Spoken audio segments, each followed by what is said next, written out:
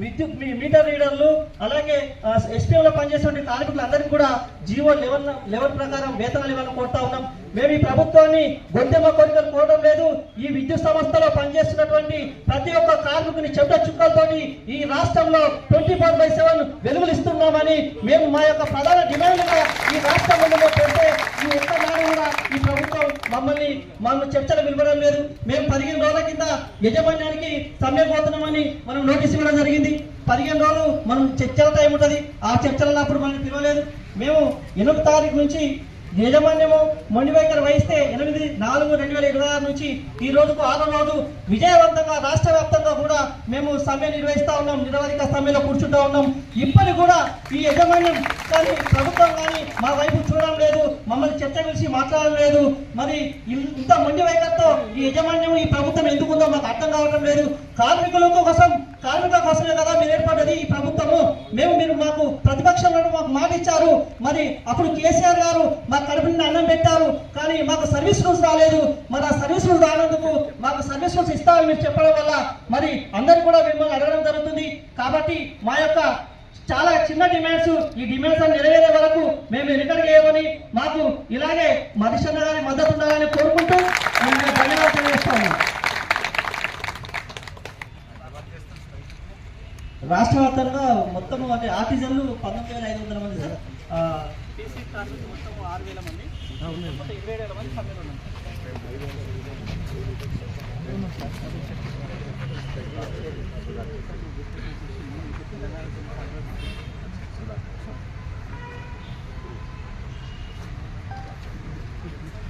రాష్ట్ర వ్యాప్తంగా విద్యుత్ ఆర్టిజన్ కార్మికులు 6వ రోజు సమ్మె చేస్తూ ఉన్నారు.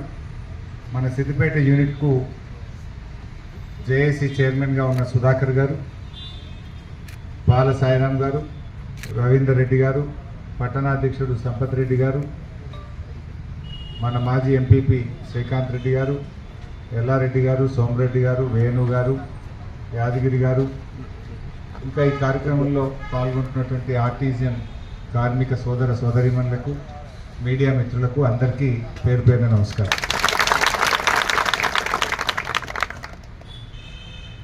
రాష్ట్రంలో అన్ని వర్గాలకు కూడా హామీలు ఇచ్చి ఇది ఇందిరమ్మ ప్రభుత్వం రాబోతుందని, ఇది సోనియా గాంధీ మాట అని, రాహుల్ గాంధీ మాట అని అధికారంలోకి వచ్చిన కాంగ్రెస్ ప్రభుత్వం 2.5 ఏళ్ళైనా ఏ ఒక్క హామీ కూడా నిలుపుకున్నటువంటి పరిస్థితి లేదు. ఆనాడు కేసీఆర్ గారి ప్రభుత్వంలో ఈ కార్మికులను కేసీఆర్ గారు గుర్తించి 26,000 మందికి వేతనాలు పెంచి ఆర్టిజన్లుగా గుర్తించింది ఆనాటి బీఆర్ఎస్ ప్రభుత్వం. 2016 సంవత్సరంలోనే దాదాపు 26,000 మందిని ఆర్టిజన్లుగా గుర్తించి మంచి వేతన ఒప్పందాన్ని ఆనాటి ప్రభుత్వం చేసింది. సరే, కొంతమంది ఈపీఎఫ్ కారణాల వల్ల కొద్దిమంది కార్మికులు మిగిలిపోయినారు. ఎన్సీడీఎల్లో మీటర్ రీడింగ్ కార్మికులను మిగిలిపోయినటువంటి పరిస్థితి ఉంది. సరే, మీరు ఇప్పుడు 2016, 2026 అంటే 10 ఏళ్ళు అయింది.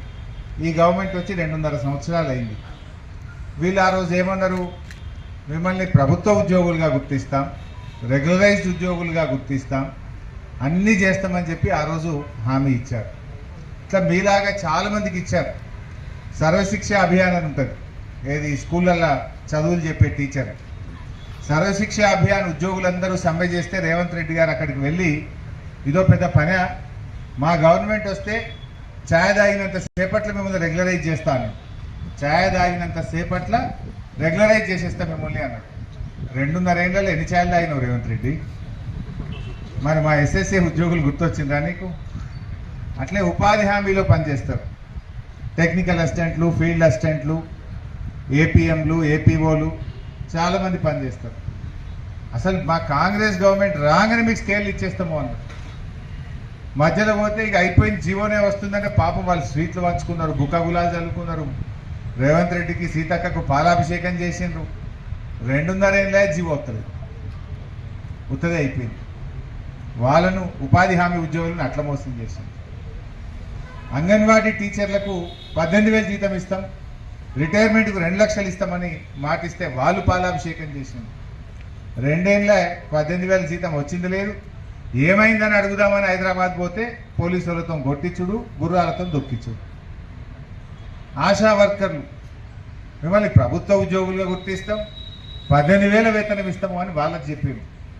మొన్న ఆశాలు అసెంబ్లీ జరిగేటప్పుడు హైదరాబాద్కి వస్తే పోలీసులతో కొట్టిస్తే స్పృహ తప్పి పడిపోయిన పరిస్థితి ఏర్పడ్డది. ఇక మా విద్యుత్ ఉద్యోగులు, ఆర్టీజన్లు పోయినసారి మీరు అక్కడ స్ట్రైక్ చేసింది. మన నెక్లెస్ రోడ్లో పెద్ద ఎత్తున స్ట్రైక్ రాత్రంతా చేసింది. ఇక పొద్దుగాల చర్చకు పిలుస్తున్నాం, అయ్యే పోతుంది. ఇక స్ట్రైక్ విరమించుకోండి అంటే నమ్మి మీరు విరమించుకున్నారు. ఏమైనా జరిగిందా? కనీసం మళ్ళీ మాట్లాడింది కూడా లేదు. ఊరట లేదు, ఓ భరోసా మాట లేదు. ఇక లేదు భయ్, కొంతమందికి ఇప్పుడు ఇంత పెంచుతున్నాం, ఇంకొద్దిగా టైం అయిందని అడగాలి కదా, పద్ధతి లేదు కనీసం. ఇక రాష్ట్ర వ్యాప్తంగా 16,000 మంది, 27,000 మంది సమ్మె చేస్తున్నారు. రాష్ట్ర వ్యాప్తంగా 27,000 మంది సమ్మె చేస్తే ఈ ప్రభుత్వానికి చీమ కుట్టినట్లేదు. ఇంకా ఏమంటాడు, ఎస్మా చట్టం ప్రయోగిస్తా, సమ్మె చేసేటోళ్ళకి యాక్సిడెంట్లు అయితే మీకు మెడికల్ ఇన్సూరెన్స్ వర్తించదు, మిమ్మల్ని టర్మినేట్ చేస్తాం. ఇదేనా ప్రజాపాలన అంటే? పేరుకు ప్రజాపాలన, కానీ జరుగుతున్నదేంది? రాక్షస పాలన, తుగ్లక్ పాలన. ఒక్క మాట మీద కూడా నిలబడేటువంటి పరిస్థితి లేదు. చెప్పుడేమో ప్రజాపాలన. ప్రజాపాలన అంటే ప్రజల మాట వినాలి కదా, ప్రజలకు ఇచ్చిన హామీలు నెరవేర్చాలి కదా. కానీ నువ్వు ఆ రోజు ఏం చెప్పినావు? 6 గ్యారంటీలే కాదు, మేము 7వ గ్యారంటీ ఇస్తున్నాం, ప్రశ్నించే హక్కు, ప్రజాస్వామ్య హక్కును కల్పిస్తాము అన్నారు. ఏడిచ్చినావు 7వ గ్యారంటీ?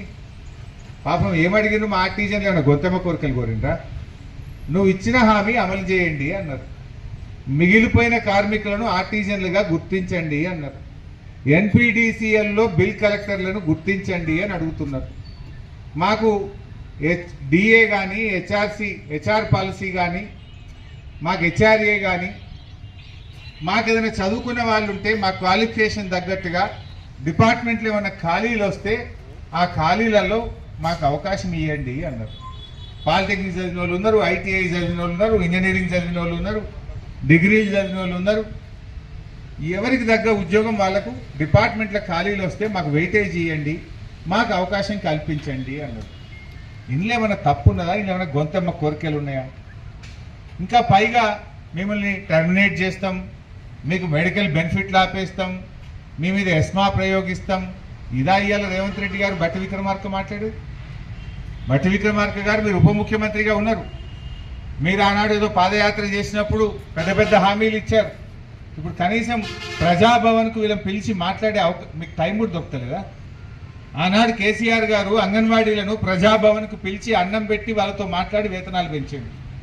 ఆశా వర్కర్లను ప్రజాభవన్కు పిలిచి అన్నం పెట్టి మాట్లాడి వాళ్ళ వేతనాలు పెంచింది. విద్యుత్ ఉద్యోగులు కూడా ఆ రోజు ప్రజాభవన్కు వచ్చి వీళ్ళ వేతనాలు పెంచి ఆనాడు కేసీఆర్ గారు మాట్లాడి నిర్ణయం తీసుకున్నారు. మరి ఆ ప్రజాభవన్లో ఉన్న బట్టి విక్రమార్క గారు ప్రజాభవన్ పోగానే మారిపోయింది. ఆయన ఆర్టీజన్లను కనీసం మాట్లాడే పరిస్థితి లేదు, గుర్తించే పరిస్థితి లేదు, భయభ్రాంతులకు గురి చేస్తున్నారు. అప్పుల మీద ఇప్పుడు ఏం చేసిండ్రు? 3rd డిస్కామ్ అన్నారు.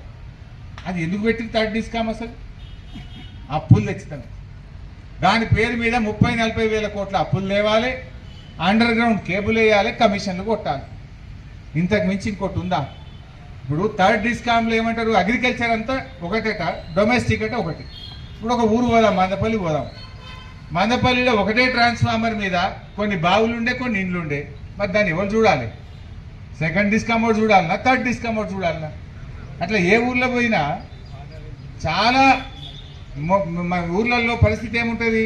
ఒకే ట్రాన్స్ఫార్మర్ మీద ఇండస్ట్రీ ఉంటుంది, అగ్రికల్చర్ ఉంటుంది. ఒకే ట్రాన్స్ఫార్మర్ మీద ఇండ్లు ఉంటాయి, డొమెస్టిక్ ఉంటుంది, అగ్రికల్చర్ ఉంటుంది. దాన్ని ఎవరు చూడాలి? ఒక ఊర్లో ఒక సబ్స్టేషన్ ఉంటుంది, ఆ సబ్స్టేషన్ మీద డొమెస్టిక్ ఉండే, అగ్రికల్చర్ ఉండే. దాని మెయింటెనెన్స్ ఎవరు చూడాలి? 3rd డిస్కామా, 2nd డిస్కామా? అంటే ఒక గందరగోళమైన పరిస్థితి, అయోమయమైన పరిస్థితి. అది ఏమన్నా కానీ ఇక కొత్త డిస్కామ్ పెట్టినాం అని చెప్పి పాత డిస్కామ్ లాభాలు వచ్చింది, ఎందుకంటే దాని మీద అగ్రికల్చర్ ఉండదు, ఇరిగేషన్ ఉండదు, లాభాల్లో ఉన్నదని చూపించి దాని మీద 30-40 వేల కోట్ల అప్పులు తేవాలి, హైదరాబాద్లో అండర్ గ్రౌండ్ కేబుల్ వేసి కమిషన్లు కొట్టాలి. అప్పులు తెచ్చడం మీద, కమిషన్లు కొట్టడం మీద ఉన్న ప్రేమ మా కార్మికుల మీద ఎందుకు లేకపోయే, మా ఆర్టిజన్ల మీద ఎందుకు లేకపోయా అని నేను అడుగుతా ఉన్నా. ఇవ్వాలి మీ అందరికి అర్థమైంది అనుకుంటా. ఈ థర్డ్ డిస్కామ్ ఇప్పటికీ అసలు ఎందుకు పెట్టినో అర్థమైందా మీకు? అసలు ఈ ఒకటే ఊర్లో 2 పద్ధతులు ఉంటాయి ఎక్కడన్నా? ఏ ఊర్లో పోయినా ఇంట్లో 300-400 ఉంటాయి, బావులే 400 ఉంటాయి. బాయిలకో చేయి, ఇండ్లకో చేయి ఉంటాడు ఎవడన్నా? బాయిలకో లైన్మెన్, ఇండ్లకో లైన్మెన్ ఉంటాడా? అంటే ఇది ఆచరణ సాధ్యమా? మరి అన్ని ఉద్యోగాలు ఇస్తావాను? వీళ్ళనే పని చేపిస్తారు, డిప్యుటేషన్ అని 2 ఊళ్ళకి ఒక్కరిని పెట్టి పని చేపిస్తారు. మళ్ళా లేని అంటే కేవలం మీ కమిషన్ల కోసం, మీ అప్పుల కోసం థర్డ్ డిస్కామ్ పెట్టి ఈ రాష్ట్రాన్ని ఆగం చేసేటువంటి పరిస్థితి చేస్తూ ఉన్నారు. ఉన్నారా ఇంజనీర్లు? మరి వీళ్ళనే డిప్యుటేషన్, అటొక్కరిని ఇటొక్కరిని, ఇటొక్కరిని అటొక్కరిని, ఉన్న పని ఖరాబ్ అవుతుంది. అసలు స్టోర్లో మున్పటి లెక్క మెటీరియల్ ఉంటుందా? కేసీఆర్ ఉన్నప్పుడు బిస్కెట్ల లెక్క ట్రాన్స్ఫార్మర్లు ఇచ్చినాం. అరే కేబుల్ అంటే దానికి కావలసిన కండక్టర్ కానీ, ఏబీ స్విచ్ కానీ ఏదంటే అది రప్పరప్పించినాం. ఇప్పుడు నా కండక్టర్ ఉంటే కేబుల్ అది ఉండదు, కేబుల్ ఉంటే ఏబీ స్విచ్ ఉండదు, ఏబీ స్విచ్ ఉంటే ట్రాన్స్ఫార్మర్ ఉండదు, స్టోర్లో మెటీరియల్ ఉండదు, మెటీరియల్ ఉంటే బడ్జెట్ ఉండదు. ఇది తిప్పలైపోయింది. చెప్పుడు 24 గంటల కరెంటు, ఊళ్ళలో పోతే 12-13 గంటలు కూడా వస్తుంది. బాయిల కాడ కరెంటే చక్కగా వస్తలేదు. రైతులకు ఎవరు దొరుకుతారు? మీరు దొరుకుతారు సబ్స్టేషన్ కాడ. మిమ్మల్ని తిట్టిపోతున్నారు రైతులు. ఏమైనా 24 గంటలన్నో మోటార్లు కాలుతున్నాయి. తిట్లేమో ఆర్టిజన్ల వంతు, కమిషన్లు ఏమో రేవంత్ రెడ్డి వంతు. ఎవరు తిట్టు సబ్స్టేషన్లలో? అరే ఎందుకు బంద్ అయింది కరెంట్ అంటారు, మీరేమంటారు మీదికి వెళ్ళిపోయింది అంటారు. మీదికి వెళ్ళిపోయిందంటే ఎదురుగా నువ్వు ఉంటావు కనుక నిన్ను తింటుండ్రు రైతు. ఎదురుగా నువ్వు కనబడుతున్నావు, ఫోన్ లాబెట్టేది నువ్వు సబ్స్టేషన్లా, కనబడేది నువ్వు సబ్స్టేషన్లా. మీదికి వెళ్ళిపోయిందంటే ఒక మీదికి వెళ్ళట్టబోతుందని ముంగటుండే నిన్ను అనబట్టి మీరేమో కమిషన్లు కొట్టుడు, పాపం ఆర్టిజన్లేమో తిట్లు వాడు. ఇట్లుంది గవర్నమెంట్ పరిస్థితి రోజు. అందువల్ల ఇవన్నీ న్యాయబద్ధమైనటువంటివి. నేను ఇప్పటికైనా ముఖ్యమంత్రిని బట్టి విక్రమార్కని డిమాండ్ చేస్తా ఉన్నా, తక్షణమే ఆర్టిజన్లను చర్చకు పిలువండి, వాళ్ళ సమస్యలు పరిష్కరించండి. ఇప్పటికే 6 రోజులు అయింది. జరగరాని ఏదైనా జరిగితే దానికి ప్రభుత్వందే బాధ్యత, బట్టి విక్రమార్కనే బాధ్యత వహించారు. మీరు ఆర్టిజన్ల మీద నెట్టడం తప్పు. సమ్మె అనేది కార్మికుల హక్కు. నువ్వే చెప్పినావు, ప్రశ్నించే హక్కు, ప్రజాస్వామ్య హక్కు 7వ గ్యారంటీకి ఇస్తున్నా అన్నావు కదా. నువ్వు ఇచ్చినావు కనుకనే మేము అడుగుతున్నాం. మేము అందువల్ల వీళ్ళని వెంటనే చర్చలకు పిలవండి. మేము వేస్మా పెడతాం, ఉద్యోగం బీకేస్తాం, లేకపోతే మెడికల్ రియంబర్స్మెంట్ ఆపుతాం. ఇది కాదు కదా. ఇదా ప్రజాపాలన అంటే? ఇదా ప్రజాస్వామ్య ప్రభుత్వం అంటే? తక్షణమే ఆర్టిజన్లను చర్చకు పిలవండి, న్యాయబద్ధమైన వారి యొక్క డిమాండ్లను పరిష్కరించాలని చెప్పి ఈరోజు నేను డిమాండ్ చేస్తా ఉన్నా. లేదంటే ఆర్టిజన్లతో పాటు మేమందరం కూడా బీఆర్ఎస్ పార్టీ తరఫున ప్రత్యక్ష పోరాటంలో దిగాల్సి వస్తుందని కూడా హెచ్చరిస్తా ఉన్నాం. ఆనాడు కేసీఆర్ గారు వీళ్ళని రెగ్యులరైజ్ చేస్తే హైకోర్టు స్టే ఇచ్చింది. మీరు మీ అసంటోడు రేవంత్ రెడ్డి అసంటోడు పోయి కోర్టులో స్టే తెచ్చింది ఆ రోజు. వీళ్ళ ఇట్లాంటి వాళ్ళు ఈ చెడుగులే పోయి తెచ్చింది ఆ రోజు. లేదా అయ్యప్పో కోర్టు స్టే వస్తే కేసీఆర్ గారు స్టే వస్తే వచ్చింది బిడ్డ నేను జీతం పెంచుతాను, జీతం పెంచి మాట నిలబెట్టుకున్నాడు అన్నాడు కేసీఆర్. కోర్టు ఆపిందని చేతులు ఎత్తేలే కేసీఆర్. కోర్టు ఆపింది, జీతం పెంచి పడేస్తా నువ్వేమని ఆపటం అన్నాడు. జీతం ఇచ్చిండా లేదా? వీళ్ళు ఏమన్నారు? రెగ్యులరైజ్ పుల్లబెట్టింది వీళ్ళే, మళ్ళీ రెగ్యులరైజ్ చేయమన్నది వీళ్ళు. ఇప్పుడు ఎందుకు ఎత్తలేవు? మనం 2.5 ఏళ్ళు అయింది కదా, ఎందుకు చేయవు? ఎందుకు జీతాలు పెంచవు? ఎందుకు డిఏలు ఇయ్యవు? ఎందుకు పే స్కేల్ ఇయ్యవు అని నేను అడుగుతావు. నువ్వు చెప్పిందే అడుగుతున్నాం, కొత్తగా అడుగుతలేవు. నువ్వు ఇచ్చిన మాట నిలబెట్టుకో. తక్షణమే ఆర్టిజన్లను చర్చకు పిలవాలని చెప్పి నేను డిమాండ్ చేస్తూ, లేదంటే ఉద్యమం ఇంకా ఉధృతమవుతుంది. జరిగే పరిణామాలకు రేవంత్ రెడ్డి, బట్టి విక్రమార్క గారి బాధ్యత వహించాల్సి ఉంటుందని హెచ్చరిస్తూ జై తెలంగాణ. ఆర్టిజన్ల ఐక్యత, ఆర్టిజన్ల ఐక్యత, జై తెలంగాణ.